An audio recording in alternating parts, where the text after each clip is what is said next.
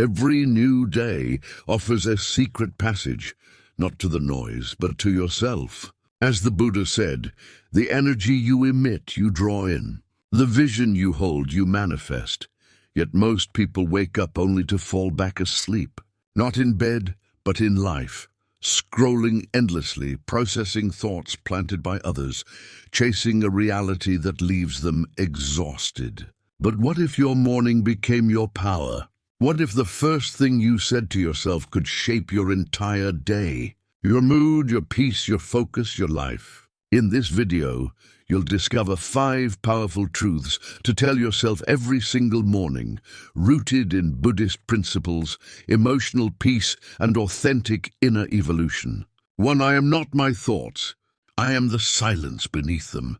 Every morning, the world rushes in before the sun fully rises. Thoughts start before our eyes even open, past regrets, present demands, future uncertainties. And most people suffer before they've even left the bed, not from pain in the body, but from the noise in the mind.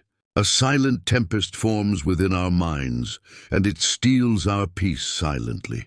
But the first truth you must tell yourself each morning is this: I am not my thoughts. I am the silence beneath them. It sounds simple, but it holds the power to shift your entire day. In Buddhist teachings, the mind is like an agitated monkey moving from branch to branch, never still. But beyond the monkey's chaos is the sky, vast, silent, undisturbed. That sky is your true self. The mind thinks, judges, predicts, reacts. But you are the one who observes. When you begin the day by identifying with your thoughts, you tie your soul to their fluctuations. When your thoughts reflect anxiety, you embody it. When they carry judgment, you bear the weight. But none of that is you. You are the space that holds the thoughts, not the thoughts themselves. This is why most people suffer before breakfast. They never pause to notice. They wake up already inside their mind, already believing the morning narrative. Without knowing it, they let their mind speak first and their spirit second. But a mindful morning is built by reversing that. Let your spirit speak first. Tell yourself, I'm not these thoughts. I'm the silent presence observing their passage. This truth changes everything. Because once you create that space, just a moment of awareness, you're no longer trapped in the storm. You are sitting beside it calmly, like a serene practitioner sitting under the Bodhi tree, unmoved by the wind.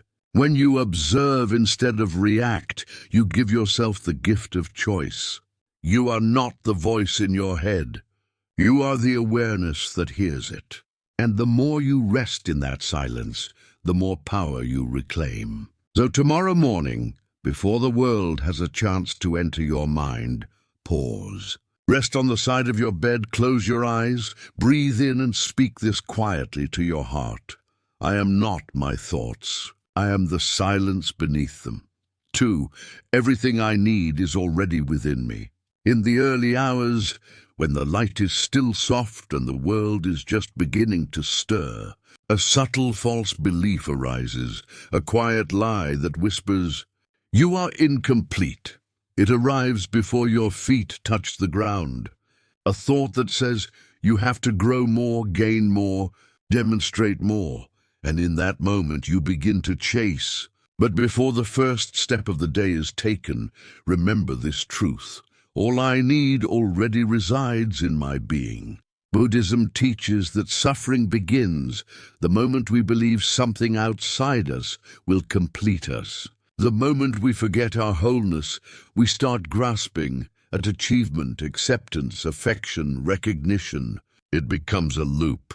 We run toward things, thinking they'll fill an inner emptiness, only to find that the more we run, the more distant peace becomes. Because peace cannot be found in things. It is already there, like peaceful water under shifting waves. In the morning, this illusion of lack is strongest. It's in the scroll through other people's lives, in the mental checklist of all you haven't done yet, in the comparison trap, self-questioning, the drive to prove more. But when you pause and speak to yourself, everything I need is already here, you break the spell. You return to sufficiency, not the sufficiency of ego, but the knowing of soul. Imagine a seed. From the outside it looks small, insignificant, but within it lies the potential of an entire forest. You are that seed, and yet most people forget. They seek light outside, without realizing the sun also rises within them. When you're rooted in your own enoughness, you walk through the world not as one in need, but one with plenty. You don't chase love, you embody it. You don't seek worth, you express it. So each morning before the noise begins, return to this truth. Lay your hand upon your heart. Close your eyes. Breathe gently and remind yourself, all that I need already lives within. 3. Nothing beyond me can disrupt my inner calm. A tranquil force lives in your core, a strength not born from force, but from stillness. Each morning the world begins to stir with unrest, distraction, responsibilities, projections. Some will come with anger, some with judgment. And without awareness you absorb it. But here is a truth that can change your entire day. No external force can shake my inner peace. You are not an absorbent meant to take in others' energy. You are a reflective surface that observes without clinging. In Buddhism, we learn that suffering often comes not from what happens, but from how we carry what happens. The moment you internalize another person's chaos, you lose your own center. To live with calm in a chaotic world is not weakness, it is mastery. Mindful detachment is not emotional withdrawal, but heightened awareness. It is loving while staying whole, assisting without grasping, hearing without internalizing. Imagine a profound, quiet lake. Stones may be thrown, winds may blow, but the depths remain undisturbed. This is the practice, to let the world touch the surface, but never shake your foundation. You are not responsible for the temperament of others' mental states. Their anger is not yours. Their fear is not yours. What defines you is how you return to yourself after being pulled. Each morning you get to choose.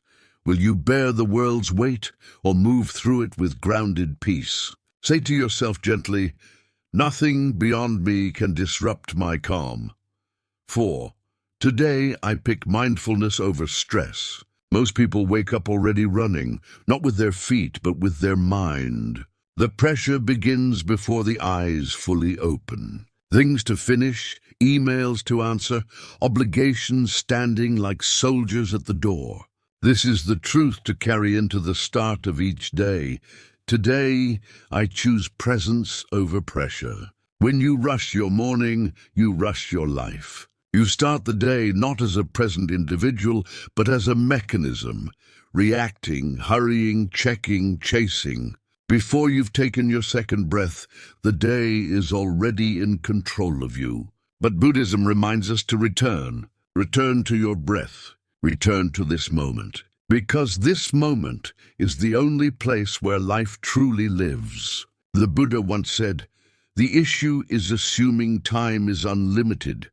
We often live as if life is waiting for us somewhere down the road, after the inbox is cleared, after the meeting ends. But life doesn't begin when the to-do list is done. Life is happening now, in breathing in, in breathing out, in a calm moment with tea, in warmth from the sun on your body. Pressure is often just a mirage pretending to be critical. It convinces us that hurrying is necessary, that doing many things at once is powerful. But pressure only pulls us away. It disconnects us from the softness of the present. Presence is your true home. It asks for nothing but your attention. No display, no impeccability, just your willingness to show up fully to what's here. So when the morning arrives, don't begin with your to-do list. Begin with breathing, pausing, resting your hand upon your heart. Speak to yourself with kindness. Today I embrace awareness over urgency. 5. I am letting go so life can flow. Each morning gives you a quiet choice to grip firmly or to let go. Most of us, without noticing, start the day already clinging to schedules, to hopes, to our vision of how things must happen. But here's a truth that can gently set you free. I release my grip so life can move naturally. Attachment is a hushed variety of bondage. You may not see the bars, but you feel the weight, the compulsion to direct, the anxiety about shifts.